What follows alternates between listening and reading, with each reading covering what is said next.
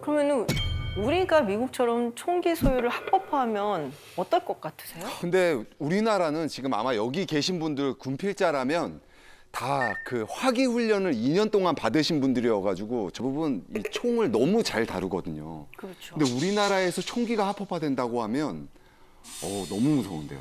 그렇죠. 무서울 것 같아요. 상상이 안 가죠. 이 총 때문에 미국에서 한 해에 사망자가 4만 명이 나옵니다.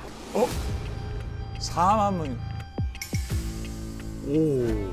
정확한 정의는 아니지만 보통은 이제 4명 이상의 사상자가 나오는 경우를 매스 슈팅, 그러니까 무차별 난사 사건, 총격 사건 이렇게 얘기를 하거든요. 올해 5월까지만 벌써 215건이 있었어요. 정말 사회의 반사회성을 가진 사람이라든지 이런 사람들이 벌이고 가는 묻지마 총격 사건도 굉장히 많고요. 제가 사진 한 장을 보여드릴게요. 이게 이제 무차별 난사로 인해서 정말 아수라장이 됐었던 라스베가스 뮤직 페스티벌 총격 사건 장면입니다.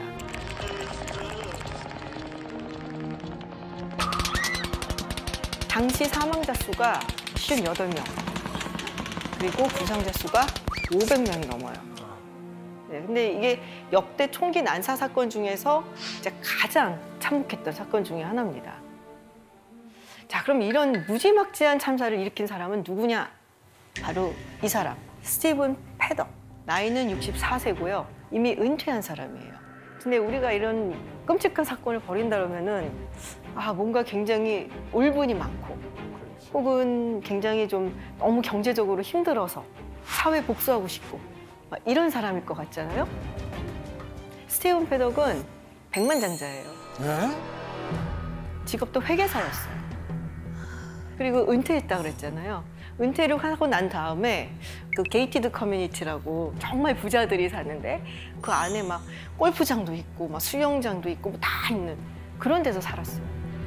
아무 문제 없는 사람이었다. 정신질환도 없었고 전혀 그런 문제가 없고 전과도 없고.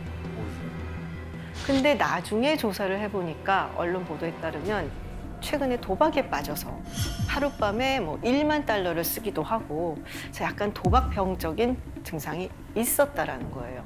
자, 이런 가해자가 있으면 사실 또 피해자가 있죠. 정말 안타까운 스토리들이 정말 많은데 그중에 한 부부를 소개를 해드릴게요. 이 남성의 이름은 소니 멜튼, 응급실 간호사예요. 그리고 부인은 헤더 멜튼. 응급실 간호사면 얼마나 긴장된 삶을 살았겠어요.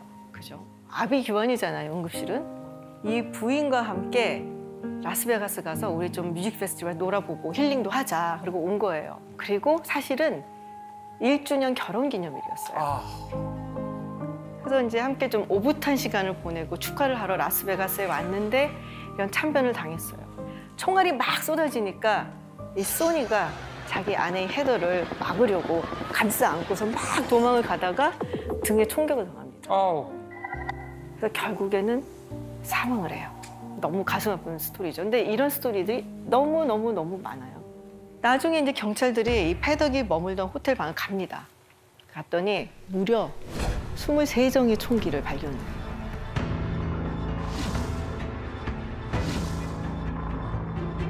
거기에 또 범프 스톡이라는 게 있었어요. 범프 스톡이라는 거 들어보셨어요? 그러니까 우리가 총을 쏘면 보통 이렇게 탕탕탕탕 하잖아요. 근데 이게 범프 스톡이 이 총의 액세서리 같은 거예요. 붙여놓으면은 이제 완전 자동 소총처럼 다다다다다고 쏠 수 있게끔 만드는. 그래서 그렇게 많은 사망자가 나온 겁니다. 이제 여러분들이 그런 생각하실 거예요. 아니 도대체 왜 아무나 총기를 갖고 있을 수 있게 만드냐? 미국은 왜 총을 저렇게 아무나 가질 수 있게 내버려 두는 거지? 그런 생각 많이 하시죠? 네, 규제가 없지는 않아요. 미국도 당연히 규제가 있습니다. 근데 이 총기 규제라는 게 굉장히 복잡해요. 예를 들면은 어떤 총을 규제할 것이냐. 소총도 있고 권총도 있고 자동 소총도 있고 되게 많아요. 총의 종류에는. 연령도 있죠. 몇 살부터 갖게 할 것이냐. 네, 그리고 신원조회 같은 거를 해볼 때 그러면은 어느 정도 선까지 신원조회를 해야 되는지. 왜냐면 이게 잘못하면은 개인의 정보까지 사실 침해할 수도 있는 부분이고요. 그것도 사실 맞아요. 애매하죠. 그리고 총기를 사는 것을 규제하는 것과 소지하는 것을 규제하는 건 또 달라요. 사는 거는 만약에 예를 들어서 뭐 21살 이상만 살 수 있다라고 하면은 내가 18살이면은 아빠가 산 거 내가 가지고 다녀도 되거든요. 그러니까 이거 소지의 연령을 규제를 할 것인지 아니면은 사는 것의 연령을 규제할 것인지 그러니까 되게 복잡해요. 그러니까 단순하게 그냥 아무도 못 사! 뭐 이러면 좋은데 근데 그건 안 되니까 이런 규제들 중에 신원조회법에 대해서 한번 제가 소개를 해드려 볼게요. 신원조회를 할 수가 있잖아요. 아, 나 총 좀 살래요 하고 이제 딜러샵에 갔어요. 그럼 당신 아이디를 주세요. 그래서 이제 조회를 막 해요, 컴퓨터로. 그러면 이제 연방수사국에서 이제 제공을 하는 이 사람이 어떤 사람인지, 정신병력이 있는지, 전과가 있는지 뭐 이런 걸 막 조사를 합니다. 문제는 뭐냐면은 총기를 구입하는 곳이 이 딜러샵이 다가 아니에요. 왜 우리도 뭐 물건 살 때 딱 그 상점에 가서 사기만 하는 건 아니잖아요. 중고 거래를 하기도 하고 온라인상에서 사기도 하고 그리고 개인끼리 만나 사기도 하고 그리고 미국에는 건쇼라고 해서 약간 뭐랄까요 엑스포, 건 엑스포 이런 게 있어요. 행사 같은 게. 그런 데서 사기도 하고. 그러니까 정식으로 딜러샵에 가서 사는 경우에는 이 신원조회를 통해서 사는데 그런 데 가서 뭐 개인 간의 거래를 한다든지 이런 경우에는 신원조회를 하라고 시키는 주도 있고 그런 거에 대해서 규제를 안 하는 주도 있어요. 지금 보이는 이제 오렌지 색깔 주들은 그런 것까지 다 신원조회를 하도록 만든 주들. 그러니까 좀 더 엄격하게 한 주들이고 그리고 하얀색은 그런 거 없는 주들이에요. 하얀색이 훨씬 많죠. 그러니까 일반적인 이런 딜러샵에서 못 사는 경우는 그런 곳을 찾아가는 거죠. 그리고 온라인에서는 상당히 자유롭게 거래가 되니까 사실은 위험한 인물들한테 총기가 넘어가는 케이스는 대부분 온라인이나 개인 간의 거래에서 거래가 되는 총기들이에요. 그러니까 이렇게 보면은 사실은 이 온라인이나 개인 간의 어떤 거래도 좀 막아야 되는 게 아닌가라는 생각이 들겠죠. 선생님 그러면 뭐 마켓이나 뭐 직거래로 총을 산다고 하면 그 총의 가격은 어느 정도 되나요? 총 같은 경우는 권총이랑 소총 같은 게 있잖아요. 근데 보통 핸드건이라는 이 권총 같은 경우는 한 300불에 400불. 근데 천차만별이에요. 훨씬 비싼 것도 많아요. 기능이나 성능에 따라서 뭐 1000불, 2000불 되는 것들도 많고. 근데 소총, 뭐 산탄총 같은 경우는 뭐 한 200불에 300불 정도면은 살 수 있는 걸로 이렇게 나옵니다. 꽤 싼 거죠, 그러면. 맞아요. 그럼 네. 싼 거. 그럼 뭐 맘만 먹으면 사실은 살 수 있다는 거죠. 네. 전형적인 사건이 하나 있었죠. 여러분도 아마 기억들 하실 것 같은데요. 2007년에 있었던 버지니아 공대 총기 난사 사건. 범인은 당시 대학에 재학 중이었던 23살의 조승희였습니다. 한국계 미국인이라서 한국에서도 굉장히 충격적인 뉴스로 보도가 됐었어요. You had 100 billion chances and ways to have avoided today, but you decided to spill my blood. You forced me into a corner and gave me only one option. The decision was yours. Now you have blood on your hands that will never wash off. 무차별 난사로 인해서 교수랑 학생 전부 포함해서 무려 32명이 사망을 했고요. 그리고 29명이 부상을 당했습니다. 9.12 테러 났을 때 그 이후로 정말 많은 언론 보도가 이루어졌던 그런 사건이에요. 되게 충격적이었어요. 그러면은 조승희는 과연 어떤 인물이냐? 사실 이 조승희 같은 경우는 당시 정신질환이 있었어요. 네, 굉장히 심리적으로 불안한 사람이었죠. 미국 이민을 왔는데 그러니까 영어를 잘 못하니까 성격이 조금 외향적이면은 그래도 막 붙들고 영어하고 어리면 빨리 배울 것 같은데 그게 또 안 되는 경우도 있거든요. 너무 내향적이라서.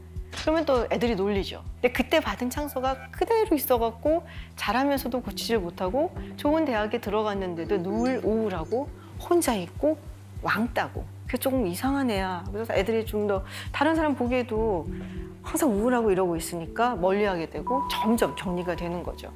그리고 사실은 피해망상적 환각 장애를 앓고 있다라고 판단을 받았었어요. 여성을 스토킹을 해갖고 경찰한테 체포돼서 구금이 된 경우도 있었고 사실 이런 경우면은 총을 가져서는 안 되는 거죠. 맞아요. 그럼에도 불구하고 조승희한테는 권총 그리고 500발이 넘는 탄창이 있었습니다. 어디서 구입했어요? 블랙마켓. 조승희가 총기와 총탄을 구한 곳은 인터넷이었어요. 너무 쉽게 구할 수 있어요. 그렇죠. 버지니아에선 당시 이제 온라인으로 총기를 구입하는 게 불법이 아니었거든요. 근데 사실 이게 이제 신원조회라든지 이런 게 철저하게 됐었으면은 그러면은 조승희가 구하지 못했을까? 조승희 만약에 정상적인 딜러만 있었으면은 총을 손에 넣지 못할 수도 있지 않았을까라는 생각을 할 수 있잖아요. 근데 그것도 또 구멍이 있는 게 신원조회상으로 뭐 정신병력이 있다 이런 거는 병원에 입원을 해야지 나오거든요. 정신과 상담받고 이런 정도로 정신병력이 있다 이렇게 하기는 안 되죠. 사실 현대인이 얼마나 많은 정신적인 힘겨움을 겪고 있는데 그러니까 그러면은 이런 정도 가지고 정신상담 받았을까? 안 돼. 이렇게는 안 되죠. 그러니까 요소에 규제가 있지만 구멍이 있다라는 겁니다. 근데 최근 들어서 정말 또 문제가 되는 거는 미성년자가 범인인 경우예요. 아, 맞아요. 이거는 정말 너무 끔찍하죠. 그리고 정말 공격을 많이 받는 곳들이 학교예요. 생각을 한번 해보세요. 내가 누군가를 정말 다 죽여버리고 싶어. 어디가 가장 가면은 죽이기 좋은 장소일까? 생각을 해보면 학교, 교회, 무방비 상태로 있는 사람들, 어린아이들이 있는 곳. 얼마 전에 있었던 텍사스의 롭 초등학교 사건 기억들 하시죠? 대부분의 희생자가 7살에서 10살 사이의 어린아이들이었습니다. 교사까지 포함해서 총 21명이 죽었어요. Police say Ramos walked into Robb Elementary School after shooting his grandma and crashing his truck near the school. They say he entered the school armed with a handgun and possibly a rifle, then opened fire. Authorities saying he fired at children, teachers, whoever was in his way. 되게 조그만 말이에요. 주민 인구수가 한 16,000명 정도밖에 안 됩니다. 그래서 이 주민들이 정말 충격을 받았던 거는 아니 내가 아는 애가 왜 저런 짓을 했을까? 라는 거죠. 내 이웃의 아들이. 근데 이렇게 미성년 자녀들, 그러니까 어린 아이들이 총격의 피해가 점점점 늘어나고 있는데 이 에듀케이션 위크라는 곳의 이제 통계에 따르면은 이 아이들 대상으로 발생한 총격 사건이 2018년 이후 무려 119건. 그리고 질병통제예방센터에서 2020년에 어린아이들과 청소년들이 사망하게 된 가장 주요한 원인 중에 하나가 사실은 총격 폭력이었다. 질병보다. 네. 자동차 사고보다 많았다. 와. 이 사건이 있고 나서 이제 생존자 아이 중에 한 명이 그런 말을 하더라고요. 살아남기 위해서 죽은 친구 피를 내 몸에 발랐어요. 그 아이는 평생 동안 얼마나 그 트라우마를 갖고 살아갈까요? 당시 범인이 18살이었어요. 그리고 이 18살짜리 소년이 가지고 있었던 총들이 뭐 어마어마합니다. 권총에다가 AR-15 반자동 소총에다가 뭐 정말 뭐 탄창도 뭐 고용량으로 가지고 있고 이렇게 쉽게 구하면 안 되는 거 아니냐. 이렇게 물어보시는 분들이 많아요.